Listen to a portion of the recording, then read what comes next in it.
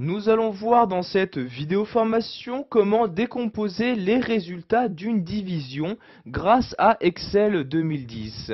Donc vous voyez ici, j'ai actuellement inséré deux nombres, donc un dans chaque cellule, donc vous voyez 36 et 5. Nous allons voir par exemple qu'il est possible grâce à une formule de récupérer très simplement le résultat de cette division. Pour ce faire, j'insère ici un égal et je vais utiliser la formule quotient. Donc je commence par écrire cette formule et voyez donc la formule apparaît dans ce petit menu. Je double-clique donc dessus pour l'insérer. Donc je vais insérer comme premier argument le numérateur, donc comme vous pouvez le voir ici, donc sur l'infobulle. Donc je clique ici sur cette cellule-ci pour l'utiliser en tant que numérateur.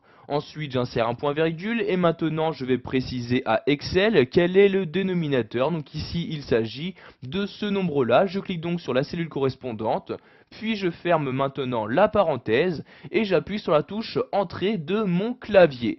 Vous avez donc maintenant le quotient donc de cette division qui apparaît dans cette cellule.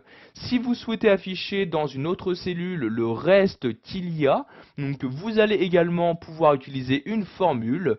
Vous appuyez ici sur la touche égale et nous allons utiliser la formule mode comme modulo, donc j'écris ici mode comme ceci, j'ouvre la parenthèse, je vais donc ensuite insérer le nombre qui est divisé, donc ici il s'agit de 36, je sélectionne donc la première cellule, j'insère un point virgule, et maintenant je vais préciser à mon tableur quel est le diviseur, donc ici il s'agit de 5, je sélectionne donc la cellule correspondante, puis je ferme la parenthèse, et j'appuie sur la touche entrée de mon clavier.